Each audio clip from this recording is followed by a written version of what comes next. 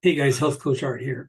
Um, I have had an interesting experience recently with a client that brings up kind of a subject a lot of people don't know about, but do. And that's the area of self-sabotage. What does that mean? Simple. It means we are making progress towards a goal. Maybe we're in foreign territory and we're afraid that, okay, I might achieve this, but I might not keep it. So what do? We self-sabotage. And a real common area of self-sabotage when it comes to weight loss is this. Um, we've been doing good. We've lost a few pounds. We're feeling better ourselves. We feel empowered and disciplined. And we get this weird idea of celebrating with food. We want to reward ourselves. So what do? We eat a chocolate pie or ice cream or whatever. Now, sitting down and eating some pie and ice cream isn't going to cause you to gain weight, but it does have a significant effect on our mind, our mindset. Because after that pie, when you start to get back to reality and think on what you accomplished and what did I just do? Because you basically rewarding yourself with this chocolate pie, you just undid what you were celebrating, right? And why do we do that? I believe that there is an area of self-sabotage that comes from within here. Okay.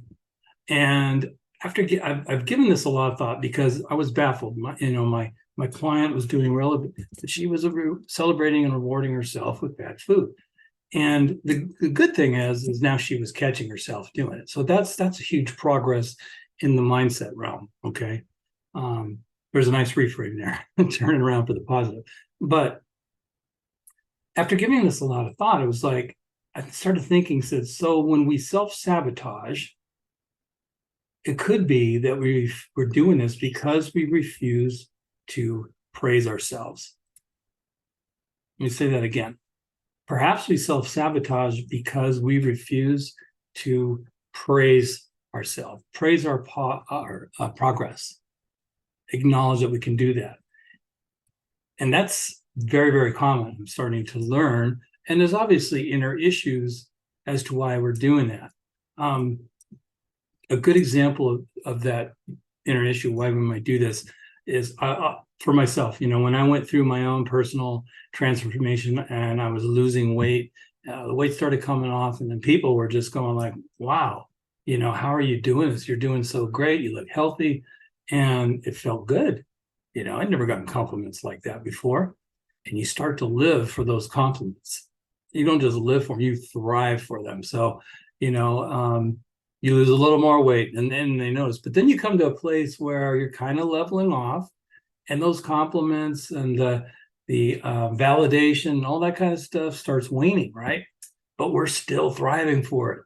So we start looking for people we haven't seen for months, maybe. So maybe we can get a little more of that. And I believe that's because when we were born, from the time we were born, it was instilled to us that validation, acknowledgement, and acceptance from others was way more important than acceptance of ourselves. We were kind of last on the list. And the truth is, it's the exact opposite. I don't know if you've ever noticed this. I certainly noticed this myself when before I really started taking care of myself, someone would pay me a compliment or something like that, and it would just bounce off. I'd say thank you, but have you ever been in that situation? Somebody says, wow, you look really nice today. Thank you. But what's the first thing you think is, boy, how'd you like to see my bare belly? Or, yeah, you've never seen me in a bathing suit, that sort of thing. And what's happening is because your critter brain is just going nuts, trying to protect you from being hurt. And that's a habit thing. So